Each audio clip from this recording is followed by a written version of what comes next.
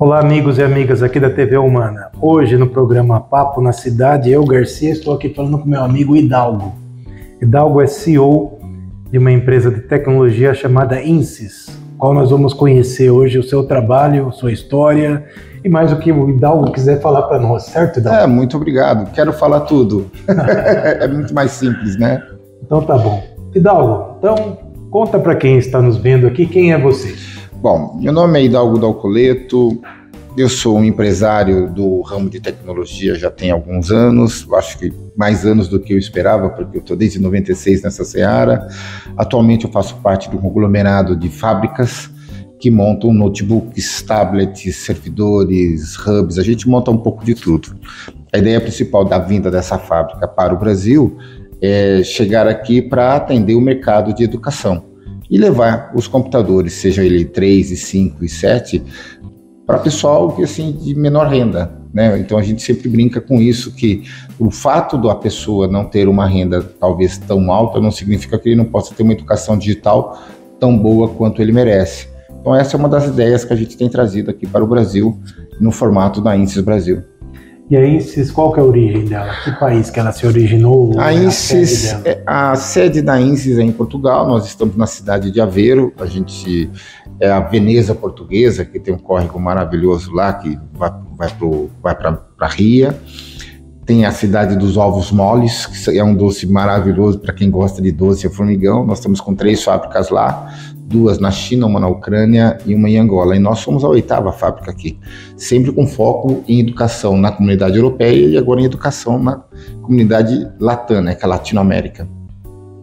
Bom, Hidalgo, pergunte-me. Uma questão aí bem interessante é assim, toda vez que nós ouvimos falar de tecnologia, nós pensamos logo nos Estados Unidos, Vale do Silício e cercanias lá. Não é muito comum a gente ouvir falar de Portugal. Portugal tem uma tradição de tecnologia ou essa é uma empresa que despontou lá e conquistou um mercado na Europa? Não, Portugal tem tradição de tecnologia e de informática muito forte. Essa é uma empresa que já existe há 33 anos no mercado. E Portugal tem se destacado nos últimos 6 anos, 6 ou 4 anos, eu fiquei um pouco perdido com o processo da pandemia, com o Web Summit, que está, na verdade, Lisboa e Porto está virando um novo Vale do Silício, efetivamente. Então, na verdade, você tem uma criação de conteúdos muito interessantes que tem acontecido na comunidade europeia a partir de Portugal.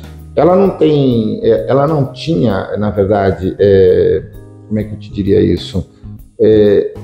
Um processo muito significativo quando a gente fala em hardware, mas quando a gente conversa sobre software, a gente tem realmente ferramentas muito espetaculares que aconteceram dentro das faculdades portuguesas e dentro de toda a operação dos profissionais portugueses. Profissionais portugueses são pessoas muito práticas e muito racionais. Eu brinco que lá quase todo mundo é engenheiro, porque qualquer conversa que você comece, você tem uma resposta como depende, né? Porque ou a pessoa sabe com completeza aquele conteúdo ou ela não sabe. Na questão da tecnologia, o Gabriel Santos, que é a pessoa que fundou essa operação, ele vem de uma história de tecnologia já de muito tempo, estudou nos Estados Unidos, já foi reitor de uma faculdade de tecnologia em Aveiro, então ele tem uma história muito tranquila com tecnologia e ele é uma pessoa muito aplicada para isso. Então, foi justamente isso que você falou que me chamou a atenção, porque a parte de software, eu sei que a Europa é forte nisso, e não é de agora, até no começo desse século, até gozado nós falarmos assim, né? É um pouco estranho. É um pouco estranho, mas como nós somos de uma geração que viveu um século e agora está vivendo outra, então dá para nós falarmos dessa forma, né? Eu era parceiro de tecnologia da IBM. Sim. A IBM, você conhece muito bem, ela começou aí com hardware, hoje é 100% software. E naquela época lá, a IBM já estava fazendo uma coisa que era muito interessante para a época, no começo do século, que era a questão de produção de software 24/7.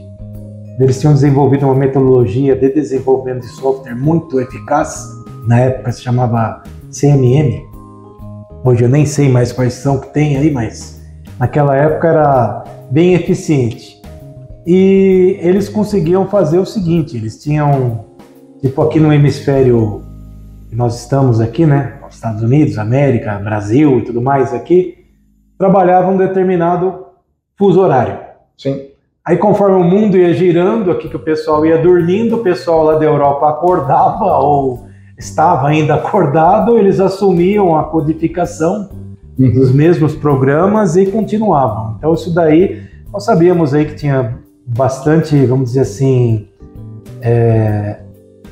capital humano de desenvolvimento de software. Irlanda, Inglaterra, Polônia, também na Ucrânia, né? Em alguns países do leste europeu aí, que já era até por tradição até da Guerra Fria, também tiveram que se desenvolver. Mas de fato, a parte de hardware eu não conhecia.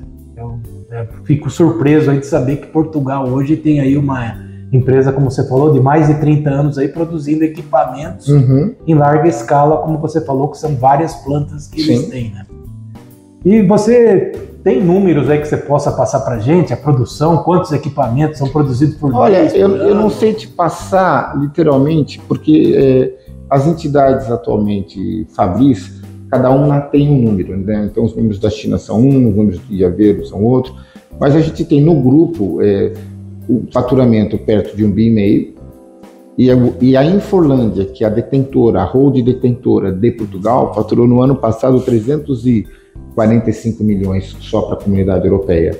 Se a gente traduzir isso, dividir isso, por exemplo, por máquina, que vai dar 150 a 200 euros, é uma boa quantidade. Muito. E a gente trabalha já no eixo de Greenwich já faz muito tempo. Então, por exemplo, eu tenho uma vida no dia a dia que, assim, às vezes 2h30, 3 horas da manhã eu estou falando com a China, e às 6 horas da manhã, que são 10 horas em Portugal, eu já estou falando com Portugal. Então a gente vai meio que se adaptando aos processos aí do dia a dia e vai trabalhando, porque quando você trabalha com o processo do mundo ou com os fusos horários do mundo, você tem que ir se adaptando, né? Então todo mundo se adapta um pouquinho a esse tipo de horário e a gente vai conseguindo fechar as contas ou pelo menos os afazeres técnicos, mas não é fácil, né? Mas não é difícil, eu acho que tem que ter bastante boa vontade. Já na questão de tecnologia em Portugal, que eu acho que é muito interessante te contar, é que hoje nós somos o primeiro no ranking como empresa portuguesa na comunidade europeia, perdendo, quando eu falo primeiro, é por estar como comunidade europeia e ser empresa portuguesa, eu sou primeiro. Quando eu disputo com empresas americanas, empresas chinesas, como por exemplo Lenovo, Dell, aí eu estou entre segundo, terceiro, dependendo qual o posicionamento. Os portugueses têm um processo que eu gosto muito, português compra com português. Chinês compra com chinês, japonês compra com japonês e brasileiro compra com quem tiver mais barato. Então essa diferença cultural que às vezes a gente precisaria aprender aqui, porque não é que porque o nosso produto é brasileiro que ele é um produto ruim. Porque hoje, se você pegar os processadores, Francisco, o processador é Intel. As placas todas são o que são, né? Pode ter várias marcas, mas as homologadas mesmo são basicamente as mesmas. A gente se transformou numa grande montadora.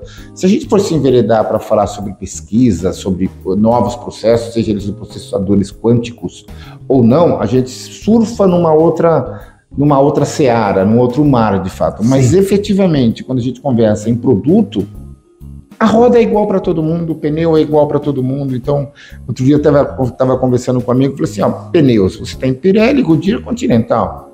E o resto, no bom sentido. Então, a gente tenta comprar sempre os melhores produtos possíveis, com a maior garantia possível, seja ela interna dentro do nosso país, em Portugal, ou externa para o meu país aqui no Brasil, e a gente repassa esses processos todos para o cliente final. Tá certo. E me fala uma coisa, quando você começou a nossa conversa aqui, você disse que os equipamentos, eles têm um foco de educação. Sim. Qual que é esse diferencial que tem nesses equipamentos? O diferencial hoje é que nós temos um pacote de 10 softwares de educação, aula de inglês, aula de matemática, enciclopédia britânica, aula de typing, que é na verdade a nossa antiga datilografia, porque os meninos e as meninas não sabem mais datilografar, atualmente eles só ficam com os dedos. E isso, na verdade, traz um valor agregado muito diferenciado para a plataforma de educação. Então, eu tinha que conseguir um formato de ter uma biblioteca que chamasse a atenção dos executivos da área de educação, dos diretores de educação, das prefeituras dos professores de forma geral, com ferramentas que agregassem as aulas no dia a dia junto dos seus alunos. Então isso tem sido muito bom, porque é uma forma muito simples de levar o bem, né? Assim, é só sentar e fazer a conta. Então é muito tranquilo isso. Então, mas esse serviço educacional que tem através dessas ferramentas que você falou, daí são ferramentas online que estão hospedadas num site ou elas são instaladas no computador? Não, ela tem um pedaço de instalação e um pedaço online. Todas as máquinas acompanham o cartão de dados exclusivamente para atender estes softwares. Então a máquina não chega muda na casa do aluno, porque hoje o mundo é web, né? Não tem como fugir da nuvem. Então, à medida que ele vai crescendo o procedimento dos estudos dele, ele vai baixando os conteúdos na máquina dele e não vai ocupando espaço, porque aí ele deleta um, sobe outro, deleta um, sobe outro. E não tem o porquê ele ficar com tudo isso na máquina. Tem máquinas hoje que têm sido utilizadas por 3 alunos diferentes, uma da 6ª série, um da 8ª série e um do 3º colegial. Imagina pegar todos esses conteúdos e deixar só no disco, então não faz muito sentido. E esses equipamentos aí, você também tinha mencionado aí que são serviços de assinatura. Como que funciona isso? Ah, muito bom, muito legal você me perguntar isso. A gente tem vendido um processo de assinatura hoje para o aluno que vai de R$ 90 a R$ 140, mínimo de 24 parcelas de assinatura e máximo de 49. No caso do 49, quando ele paga a última, ele fica com ele. Então ele vai pagar por essa assinatura. Eu estou falando mediano preço, porque às vezes ele pode querer um i3 que é mais barato, ou ele pode querer um i5 ou um i7, dependendo daquilo que ele queira. E ele vai pagando isso e ele realmente não sente. Do formato da assinatura, o que é bacana é que se dá um problema na máquina, a gente troca a máquina. Se dá um problema, seja ele de memória, seja ele de SSD, seja ele de placa, a gente simplesmente troca pela máquina que for melhor naquele momento, sem que ele perca os dados. Então isso leva a criança ou aquela família menos abastada a oportunidade de ter o mesmo formato de estudo que as crianças mais abastadas no Brasil. Então deixa eu traduzir aqui da minha forma de entender. Por favor. Você está me dizendo o seguinte, que diferente de uma compra de computador que tem a garantia lá, daí de repente passa a garantia, tem que ir para o técnico de suporte, tudo mais, aí de repente até tem um gasto extra. Até foi outro dia comigo aqui, eu tinha um Dell e queimou a placa. Ah, meu Deus. Já tinha passado a garantia, então na hora de arrumar não vale a pena. Não. Porque é quase trocar a máquina, novo, né? Mesmo estando lá carcaça perfeita, tela perfeita e tudo mais, não vale a pena. Você está me dizendo que o teu modelo é o seguinte, deu um problema, você vai lá e troca o equipamento. Vou lá e troco o equipamento da criança, ou do cliente final. Então ele não fica sem ter aula dele. Ele não fica sem ter aula. Obviamente só existe uma diferença de onde ele está morando e se ele tem CEP ou não. Porque tem algumas famílias que estão dentro das comunidades que elas não têm CEP. Aí, para esse caso específico, ele vai até uma caixa postal que nós vamos indicar e ele faz a troca desse equipamento, ou a gente manda o equipamento para lá. E você consegue atingir o Brasil inteiro? 100%. 100% do Brasil hoje. Esse serviço é um serviço sensacional. É um serviço sensacional. A gente teve uma oportunidade de mandar uma máquina recentemente, não é brincadeira, para o Oiapoque. É muito longe. Nunca fui lá. Não, mas é muito longe. Eu vou lhe dizer que ficou mais caro o frete do que o equipamento. Mas você atendeu? Eu atendi. Faz parte do seu business. A gente faz parte do nosso business. A gente tem uma parceria muito bacana com o Correios hoje. O Correio atende basicamente o Brasil todo. Até me dá um certo nervoso quando eu vejo na televisão, não, vamos privatizar, vamos fazer, porque a gente não sabe exatamente como é. E hoje o Correios é uma companhia que ela atende todo o Brasil. Então é sensacional esse tipo de formato. Quando há algum tipo de inconveniente na máquina, algum tipo de problema, nosso 0800 a pessoa entra em contato com o 0800. Nós identificamos o que está acontecendo primeiro e segundo nível. O segundo nível é quando ele entra na máquina para saber se exatamente está com problema ou não, e aí a partir daí da descoberta se existe algum problema com a máquina, nós trocamos a máquina. Hidalgo, uma outra coisa que você falou agora há pouco foi a questão do preço da assinatura. Esse preço não é um preço muito popular, R$140 aí por mês, que eu entendi, né? Uhum. Você tem alguma facilidade que você faz para as pessoas poderem pagar esse com referência ao preço de R$90 a R$140, nós arrumamos um formato de fazer o pagamento de forma compartilhada, seja ele pelos pais, os avós, os irmãos. Então eu posso vou usar um exemplo para ficar simples, um boleto de R$100, por exemplo, eu posso fazer um boleto de R$25 para cada pessoa. 4 pessoas pagando. 4 pessoas pagando. Isso cria um efeito divertido e moral, porque ninguém quer deixar de pagar a sua parte. Para ajudar o neto, para ajudar o neto, ajudar o filho, o sobrinho, o próprio filho, né? Então isso é um trabalho de inclusão social e digital fantástico, espetacular, inédito, talvez. Espetacular. Eu nunca vi isso no Brasil dessa forma. O maior desafio que nós tivemos, Francisco, para você ter ideia, era como é que a gente colocava isso tudo dentro do mesmo contrato, sem levar todos ao Serasa, numa eventualidade de pagamento. Então, o que nós combinamos com a família é o seguinte, olha, vai aqui apenas o seu CPF. O CPF é o da mãe, o CPF do pai. E aí você me fala para quantas pessoas você quer que pague. Eu quero 4 boletos. Perfeito. Então, a gente apura os boletos através de um número, de um QR Code, ou um ID, como eu ia falar, e entende se está tudo ok. Não está ok, a gente faz um aviso àquela família que determinada pessoa não pagou, dando a chance a ela ou de pagar, ou de avisar aquele que não pagou, porque às vezes as pessoas esquecem. No Brasil, eu acredito que as pessoas são muito honestas. E eu até faço uma brincadeira, às vezes quanto mais pobre, mais honesto é. Né? Então, isso é fato. Isso é incrível, né? Às vezes você vê pessoas que estão morando num lugar com chão de terra e tudo mais, mas estão lá com o seu nome limpo, fazendo tudo direitinho, crescendo. E a educação é o pilar para tudo. Então, se a gente pode dividir isso em formato de boletos, pode dividir isso em formato de cartões, é isso que nós vamos fazer. E daí você permite que a pessoa tenha a sensação de estar fazendo algo particular, mesmo ela não achando que tem condições de fazer. Sem dúvida nenhuma, sem dúvida nenhuma. E é engraçado, porque é o seguinte, imagina que a sua mãe está ajudando a pagar uma máquina do seu filho, e você esqueceu de pagar, a sua mãe vai te cobrar. Ô filho, você não pagou, você quer que eu pague? A gente está falando de R$25, a gente está falando de R$30, R$40, porque não deixa ninguém nem mais pobre nem mais rico. Mas evita com que a máquina seja desligada. Evita com que o aluno deixe de estudar.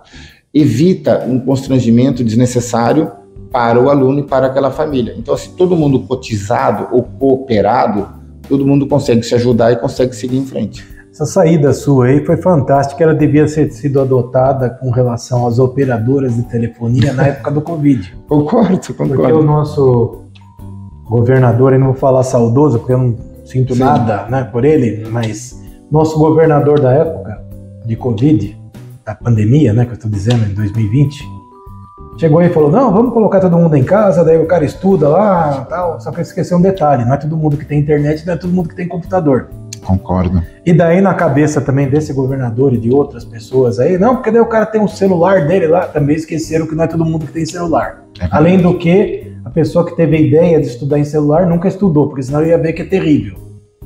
E Concordo. O teu modelo não, o teu modelo é um modelo que permitiria que pessoas naquela época lá pudessem compartilhar aí recursos, cada um juntava um pouquinho, recursos, né? Seja ele o recurso financeiro ou até da própria máquina que Exatamente. Ele também poderia usar. E daí a máquina pode ser familiar, daí a pessoa usa para o que quiser. Né? Olha, uma imagem que me impactou muito na época do Covid foi uma menina, acho que ela tinha uns 15, 16 anos, estudando com um telefone em cima de uma árvore para pegar o Wi-Fi de uma fábrica vizinha.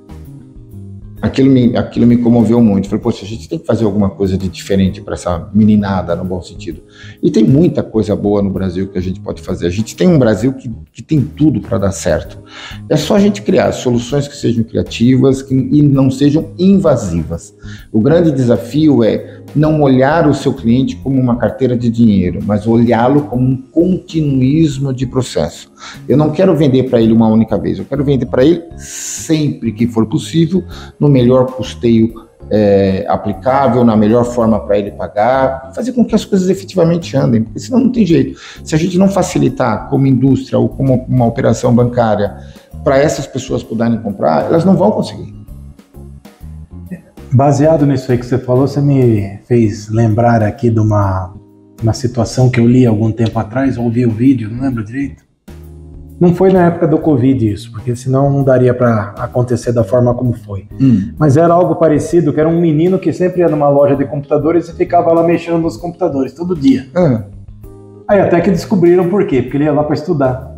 Porque ele não tinha em casa. Então eu já tinha ouvido essa história, eu não sei se ela é verdadeira. É verdadeira. E daí eu acho que se juntou lá umas pessoas, lá fizeram uma vaquinha e acabaram comprando equipamento para ele. Sei.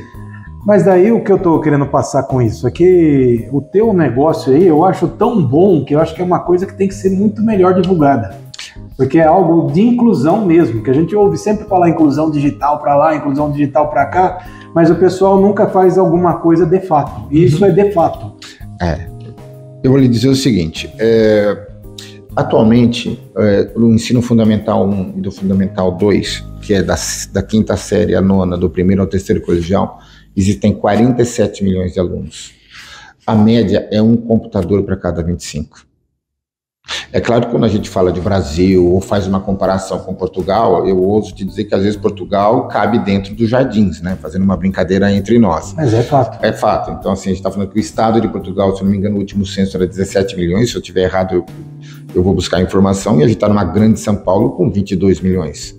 Então, assim, os números são muito exponenciais, assim. Então, se a gente conseguir diminuir isso em 10 ou 15%, eu vou ficar muito feliz, vou ter a certeza que o meu legado foi feito. Vou mais além, né? Outro dia, conversando com o pessoal, falou, você não tem medo da concorrência? Não, eu quero que a concorrência entre nisso. Se a concorrência entrar nisso, não só eu tenho certeza que é uma boa ideia, no sentido de ser factível, como eu vou dar a oportunidade para outras tantas pessoas comprarem máquinas para poderem estudar de fabricantes que vão disputar entre si o melhor preço, o melhor formato, o melhor pacote de softwares, vamos dizer assim. Então, assim, é bom ter concorrência. Então, eu clamo que a concorrência entre nesse mercado também junto comigo, porque aí a gente viabiliza a educação de base. Eu acredito na educação de base. Não que eu tenha dúvidas com as cotas de universidades nem no dia a dia, mas o que eu acredito se nós não ensinarmos os nossos alunos a escrever, fazer uma boa conta, entender um pouquinho de cidadania, falar o mínimo de inglês, não vai adiantar, Francisco. Não vai adiantar, porque ele vai chegar numa universidade e ele vai ficar para trás, porque é muito desleal. E aí nós estamos fazendo uma outra coisa, às vezes como... assim, é que as pessoas classificam classe C, B, A, mas se você pegar as melhores famílias, estão exportando a educação, porque ele dá uma educação maravilhosa para o seu filho aqui, o seu filho sai daqui de um colégio particular, faz uma ótima faculdade, às vezes fala 2 línguas e vai morar nos Estados Unidos, vai morar na Europa, vai morar em qualquer lugar. Então, o pai gastou mais de 2 milhões de reais ao longo do período com o filho, dando treinamento para ele no sentido educacional, para ele usar esse treinamento fora. E como é que nós ficamos aqui reclamando que nós não temos médico, reclamando que nós não temos engenheiro? A gente está exportando isso, e barato, porque ninguém vai pagar aquilo que nós pagamos. Não é como um jogador de futebol que a pessoa chega e aí, Francisco, quanto que você gastou na educação do seu filho? Então tá aqui, ó, tá 80% do que você gastou, você seguiria em frente.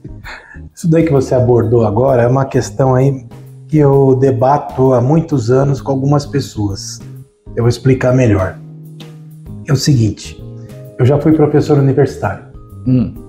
Isso também no começo do século. Começo do século é ótimo. E lá no começo do século, lá, às vezes eu tinha alunos lá que falavam assim, porque aqui nada é bom, que era uma universidade particular, nada é bom aqui porque o laboratório, porque não sei o que lá, blá blá blá. Só que não, eles estavam falando as coisas sem elementos. Sem base. Sem base. Sim. Tá? Porque a faculdade tinha excelentes laboratórios, tinha excelente biblioteca, tinha excelente tudo. Uma questão só é da pessoa também querer usar. Porque essas pessoas, eles vinham com uma má formação do ensino básico e médio. Então eles achavam que faculdade era a mesma coisa, que era o professor pegar na mão, levar até o laboratório. Não. E aí, só que não, né? Algum tempo depois lá, eu fui galgado a diretor nessa universidade. E aí, uma época lá, veio uma comissão de alunos lá de uma sala atrás de mim. Não, porque nós queremos colocar nossas exigências na mesa. Depois não, sente-se aí, vamos conversar. Nós queremos ter acesso à biblioteca toda hora. Eu peguei e falei assim, não entendi porque dessa exigência, porque isso já é assim. Não, mas a gente não sabia. Ué, se você não sabia... Pergunte. Você perguntou para alguém? Não, não perguntei para ninguém. Perguntou para algum professor? Não. Eu falei, algum professor falou para vocês? Não. Eu falei, então aí é um erro meu. Vou falar para meus professores agora todo ano que eles começarem, eles derem uma orientação, que as bibliotecas são de acesso no período de funcionamento da universidade. Segundo item lá, nós queremos ter acesso ao laboratório fora do horário de aula. Mesma coisa, o laboratório está aí para vocês usarem. Ah, mas a gente pode usar? Pode. Então, o que eu estou querendo colocar aqui nesse momento aqui para vocês, em discussão, é que as pessoas não vinham preparadas para ir para a universidade, em todos os aspectos. Não é só na questão de formação de cálculos, de interpretação de texto, era de como humano mesmo. Uhum. Tanto que naquela época lá foi procurado pela própria IBM, acabou não dando certo o projeto por N razões, mas eles me procuraram no seguinte aspecto: eles queriam que nós montássemos para eles um curso para ser dados para os novos estagiários que entrassem na IBM. E esse curso aí era um curso que ensinava o cara a escrever, interpretar melhor texto, ter comportamento numa discussão, comportamento numa reunião, aulas de etiqueta, porque eles falavam, pô, tem aluno que chega para nós lá e chega totalmente cru.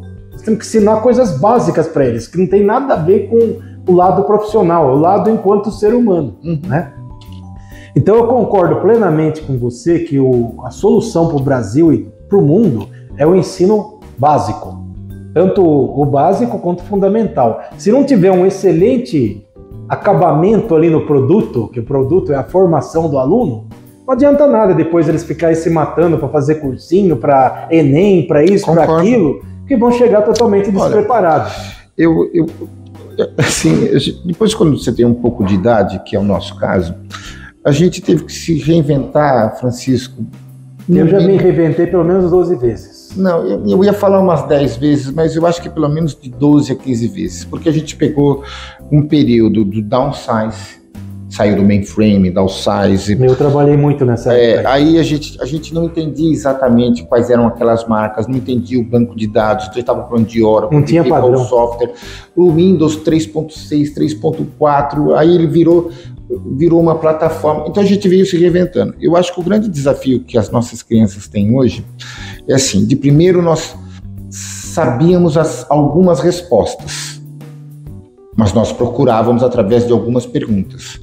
Hoje as pessoas com ChatGPT e tudo mais, elas não sabem as respostas, elas têm que saber perguntar, elas têm que saber questionar. Então se você não cria um padrão de educação com uma mente curiosa, que pergunta o porquê das coisas, que quer ir atrás da informação, que não se contenta com uma resposta rasa, nós vamos ter um problema muito Então, eu te dou um exemplo. Eu estou tentando empregar, sem brincadeira, Francisco, uma estagiária ou uma pessoa de 20, 25 anos, não dá, porque mesmo que elas venham de universidades que são caras, né, eu não vou citar nome para não ser indelicado, a base educacional dela, quando eu falo a base educacional, são pais. Berço.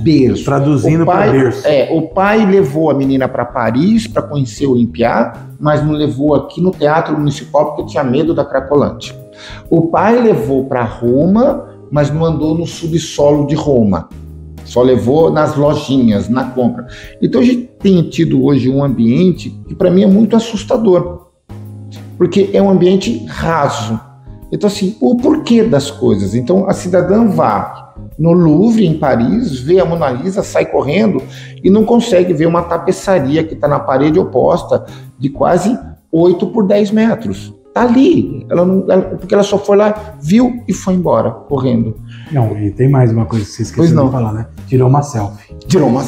Não, tirar selfie é uma coisa... E esse é um problema que hoje nós estamos vivendo aqui na humanidade. A humanidade está mais preocupada em registrar o momento do que viver ele. Não, e eu vou mais longe, né? Eu sou pai de uma mulher. Hoje ela tem 20 anos. Tudo que eu falo para ela sempre é: não tire foto nua. Não tire nenhuma foto que possa te constranger no futuro. Não faça isso, não faça aquilo. Porque essa meninada, no bom sentido da expressão, eles estão vivendo numa bolha, e o bullying digital hoje é um bullying muito sério e que pode arrasar família e pode arrasar vida. Tem gente cometendo suicídio porque não tem capacidade de entender tudo aquilo que está acontecendo. Então os haters, E assim, eu até entendo que alguns americanos, assim, no processo de bullying são muito pesados, eu tenho estudado muito sobre isso, é muito complicado, Então assim, é legal tirar uma selfie, mas não 300 selfies. É legal você tirar uma foto do seu filho quando entrar, mas não deixe de assistir a apresentação do seu filho. Você está lá ao vivo, você não precisa assistir o seu filho, a exemplo, numa telinha de 5 ou 7 polegadas. Ah, não, comprei um iPad imenso. É o que eu acabei de falar, as pessoas estão preocupadas mais em tirar registrar o momento. Então, assim, você quer ir num show? Pô, legal, tire a foto do show, mas não deixe de viver a experiência. De viver. Então, assim, é muito maluco isso, porque vai contra tudo aquilo que nós aprendemos. A gente ia para show para se divertir, dar risada, namorar, encontrar pessoas. Hoje as pessoas parecem que vão só para registrar o momento. Então, eu tive alguns shows com a minha filha, eu achei muito engraçado, porque eu sou um ótimo observador. Aí eu fico vendo as pessoas tirando foto, eles não estão sequer vendo o show, ouvindo o show. Eles estão mais preocupados em relatar no seu Reels ou no seu selfie, em qualquer lugar, que ele está ali, do que aproveitar aquele momento que está ali. Isso me assusta muito. Então, se através da educação a gente consegue trazer mais conteúdo para que essas pessoas deixem de ser tão rasas e comecem a ter um mínimo de profundidade, eu queria que o mundo todo fosse nerd como a gente é. Essa é a verdade. Porque a gente lê, porque a gente estuda, porque nós somos curiosos. Ser nerd é maravilhoso, Francisco. Não tem nada de errado nisso. Ao contrário. Pegando isso daí que você acabou de falar, eu quero fazer uma seguinte pergunta. Como é que é a questão aí vamos dizer assim, das diferenças culturais de você com o pessoal lá de Portugal, lá que você se reporta? Ou se... na verdade, com os meus pares é muito engraçado, porque o português ele é muito literal. Então, vou te dar um exemplo em uma brincadeira, né? Se você vai num restaurante e você pede um rótulo de uma cerveja, você gosta, você tomou essa cerveja e fala assim, por favor, me traga outra, que aqui no Brasil me traga outra igual, ele traz outro rótulo. Então eu tive que me reinventar no sentido de aprender a língua portuguesa para saber como perguntar e o que pedir. Então é diferente, assim, para algumas coisas. E assim, o que parece ser tão óbvio para eles é menos óbvio para nós, porque nós temos um jeito de falar, até uma malandragem na língua portuguesa, que é muito fácil. A gente se olha, me traga outra, você já vai lá, resolve. Então você tem brincadeiras na palavra portuguesa brasileira. O correto seria você falar, me traga mais uma. Me traga este mesmo rótulo, ou me traga outro desta mesma cerveja.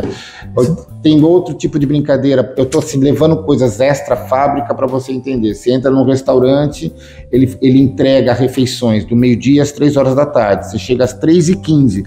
Você pergunta para o dono do restaurante, está aberto? Eu falo, sim. Você senta à mesa, pede a refeição. Eu falo, mas não entregamos refeição. Mas o senhor não está aberto? Sim, estamos abertos, só para bebidas. Então você tem que fazer a pergunta correta. Então no dia a dia, quando eu vou falar, por exemplo, de um software, quando eu vou falar de um hardware, de um processo de uma aplicação, eu tenho que aprender a perguntar o que eles vão entender. Apesar que hoje já rola uma malandragem, porque a gente já conversa bastante, aquela coisa toda. Então por vezes eles brincam com a gente não entendendo, mas ele entendeu. Ele já sabe como é que funciona também um pouco da nossa linguagem portuguesa. Mas os portugueses, de forma geral, são pessoas muito amistosas, muito sérias, muito educadas. Pelo menos a turma da qual eu me relaciono, eu não tenho absolutamente nada a dizer. Ao contrário, eu tenho só a agradecer a oportunidade deles abrirem as suas portas para nós aqui no Brasil, porque é uma empresa muito maior do que a minha, né? Quando eles falam um grupo que faturou 1,5 bi e eu faturava até outro dia 16, 17 milhões de reais, 1,5 bi de euros, né, gente?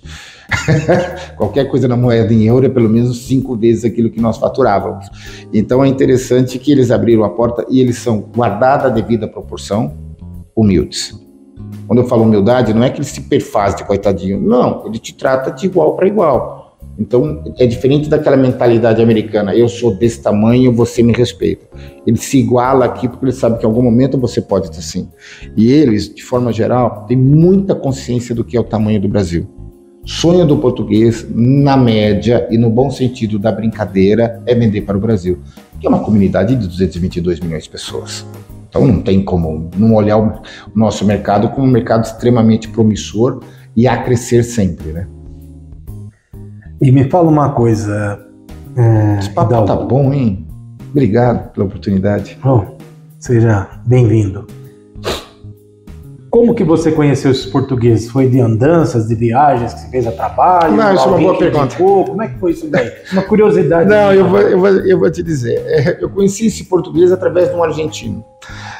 Na verdade, eu tenho uma fábrica chamada STD América. Essa fábrica, nesse momento, está inativa. Ela fazia montagem de placas eletrônicas. E em 2021, eu estava procurando um produto para montar aqui no Brasil. Aí teve uma pessoa que trabalhava, infelizmente não trabalha mais, na Panasonic, que nos vendia hardware para fazer as placas, me indicou o Gabriel Ortiz, da Argentina. Ele tinha acabado de montar uma fábrica maravilhosa, aquela coisa toda, e ele comprava com a Insys portuguesa. Então eu entrei em contato com o Gabriel, na Argentina, que me mandou para uma pessoa chamada Antônio Correia, no Panamá, que marcou uma reunião com o Gabriel Santos em Portugal, na cidade de Aveiro. Bem multinacional. Não, e assim, é uma história que, puxa, eu até agradeço a primeira vez que eu tenho uma pergunta dessa, é a primeira vez que eu faço esse roteiro, que eu nunca tinha pensado. E aí, a partir daí, a gente estabeleceu o relacionamento com o Gabriel Santos, da Insys portuguesa e tudo mais. Algumas curiosidades, eu nunca me encontrei com o Gabriel Ortiz. Apesar de falar com ele. Com o Antônio Correia do Panamá, eu me encontrei já umas 3 ou 4 vezes com ele, tive a oportunidade de trazê-lo em casa e tudo mais. Gabriel Santos, já diferentemente disso, a gente tem um relacionamento que já é mais amistoso, a gente está sempre se falando, ele quando vem ao Brasil a gente se encontra, eu vou a Portugal a gente se encontra, que é aquela coisa do dia a dia do trabalho. Levei o Gabriel no jogo do Corinthians, num desses dias para a gente dar risada, porque a cidade de Aveiro tem 70 mil habitantes. Naquele dia no estádio tinha 43 mil. Se fosse no estádio de São Paulo, então ia estar Aveiro toda lá dentro, com 63 mil pessoas, como foi o último jogo. Então eu vou apresentando a cidade de São Paulo e o Brasil, principalmente com o Gabriel Santos, aos poucos. Porque a última vez que ele esteve aqui, o que eu fiz? Eu coloquei ele no helicóptero, a gente deu uma volta na cidade, falei, olha, ali é a Fundação Bradesco, Osasco, ali no Jabaquara é o Banco Itaú, ali está a empresa tal, ali está a empresa tal. Porque quando essas pessoas pousam na cidade de São Paulo, eles não entendem o que é São Paulo, acham que é meia dúzia de processos e procedimentos. Isso daqui é um país. Quando a gente fala da cidade em si, é um país, não vou nem falar do estado, né? Até eu vou pegar esse gancho teu e te falar uma coisa que também achei curioso, né? Porque, assim, eu não tenho grandes experiências internacionais, mas a gente lida aí com muita gente aí no mundo, às vezes. Do mainstream, que é um nome bonito para falar agora. Em Nova York, por exemplo, é um lugar que eu nunca fui, mas a gente vê aí filme e tal, dá a impressão que é um negócio gigantesco. Daí, quando? 2019, tive a oportunidade de receber um empresário que queria fazer negócios aqui no Brasil. Sei. E ele também é bem multinacional, o cara tinha negócio na Turquia, Marrocos, e daí a sede dele era em Nova York. Eu perguntei para ele, o que você achou de São Paulo, né? Quando eu estava levando ele para o aeroporto. Ele falou assim, achei uma cidade muito doida. Eu falei, mas o que você achou doido? Eu falei, o trânsito, porque é muito carro, muito isso, muito aquilo e tal. Falei, tá, mas em termos de tamanho? Nova York é maior que São Paulo, igual, tal? E nada, Nova York é muito menor que São Paulo. Então é curioso a gente falar isso, né, Hidalgo? Porque a propaganda que os americanos fazem é que dá a impressão que Nova York é um negócio gigantesco. Eu conheço bem Nova York. E daí quando vem alguém de fora pra cá, ele se assusta com o tamanho daqui. Sim, eu quero te dizer assim, eu conheço muito bem Nova York, Lisboa, Porto, conheço algumas cidades muito interessantes. Mas não existe no mundo cidade como a nossa. Não existe.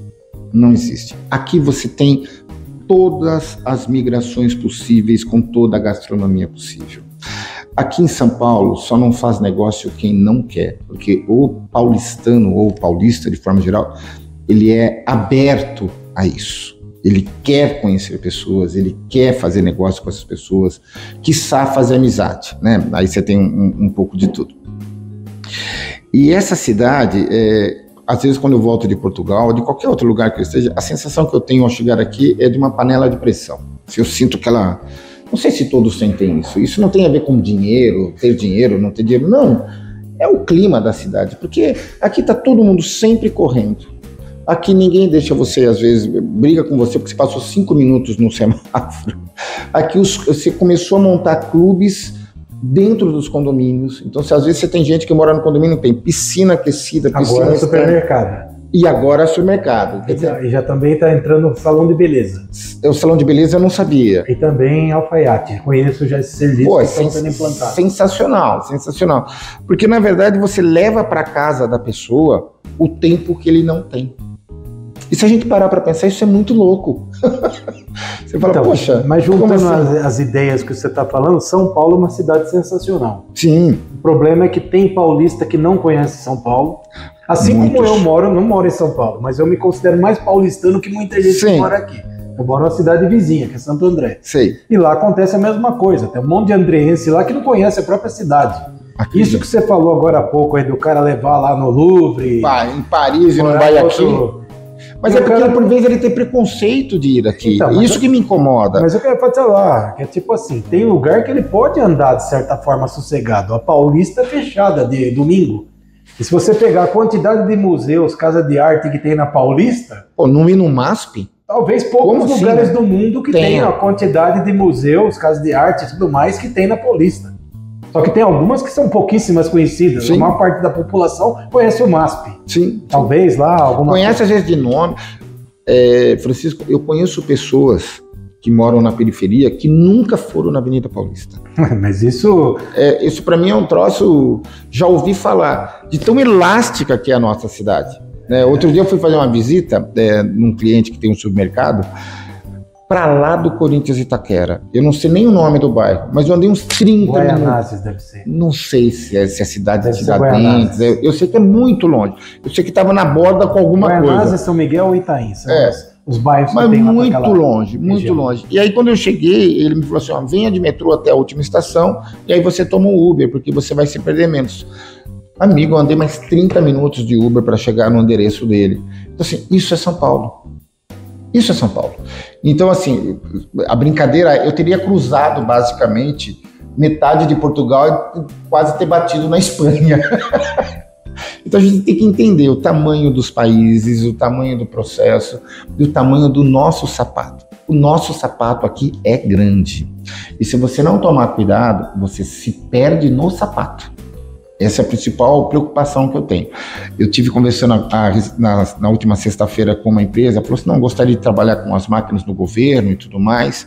Eu falei, tá bom, a gente faz uma parceria, então você trabalhar no estado de São Paulo. Não, quero o Brasil todo. Eu falei, amigo, não existe o Brasil todo.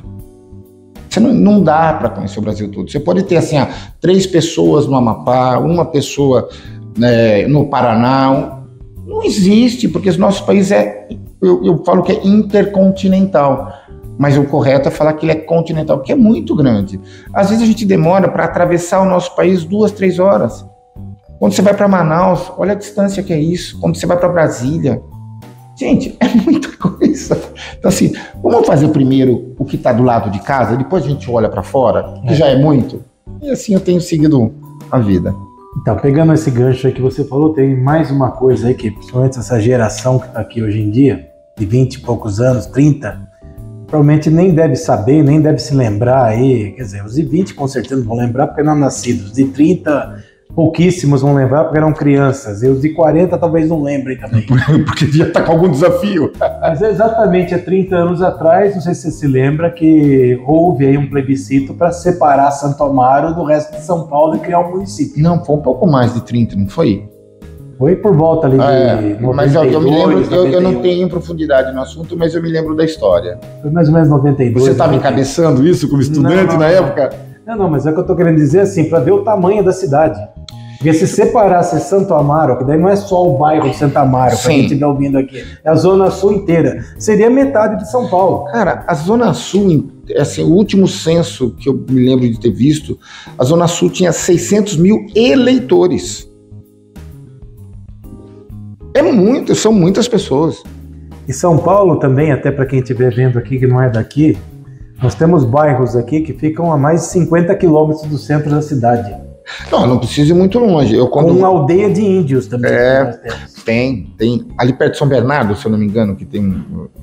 Tem também no Jaraguá. Tem no Jaraguá. É do Jaraguá? Jaraguá tem no parque do Jaraguá.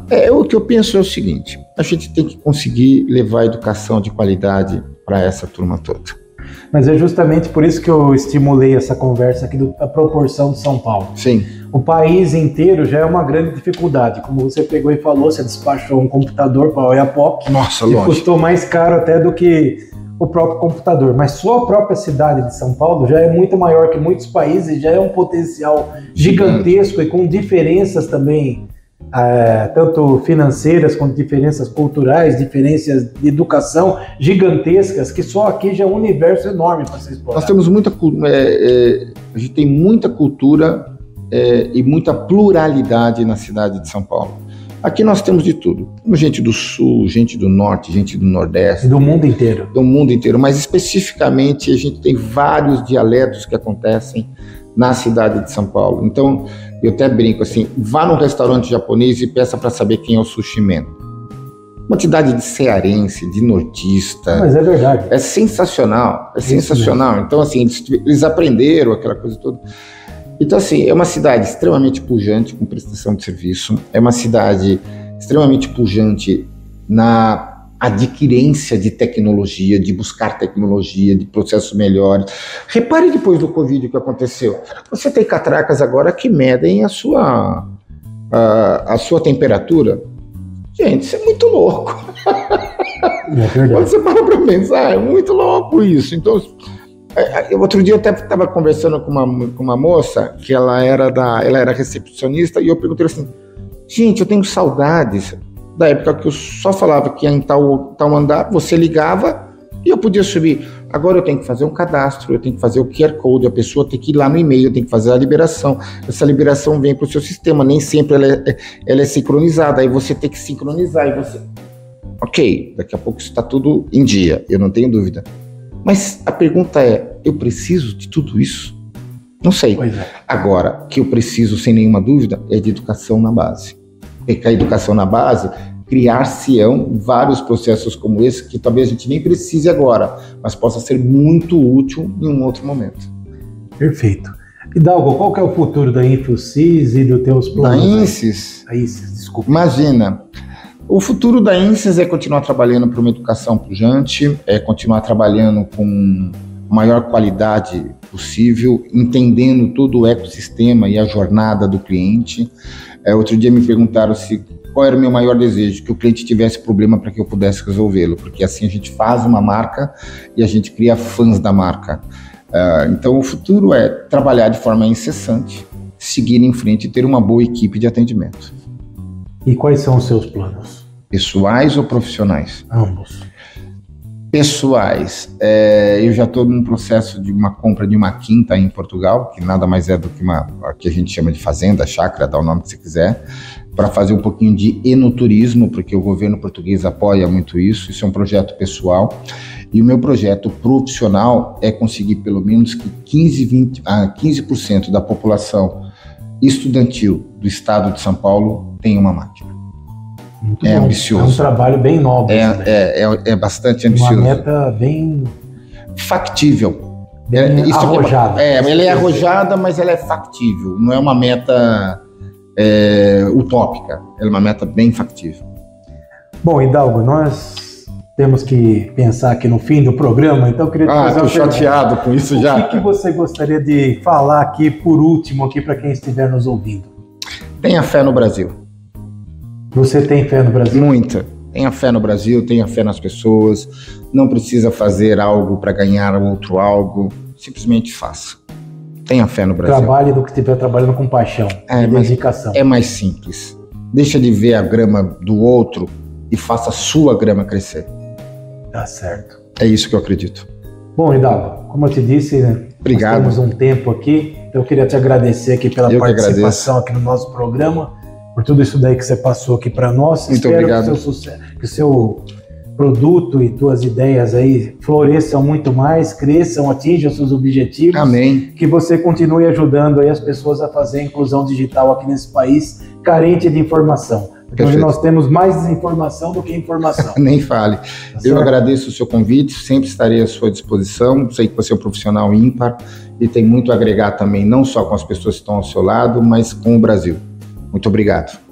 Então, para você que nos assiste aí, eu me despeço por aqui. Eu sou o Garcia, hoje eu estive aqui com meu amigo Hidalgo. Espero vocês no próximo Papo na Cidade, na TV Humana, que é o lado bom da humanidade. Até lá!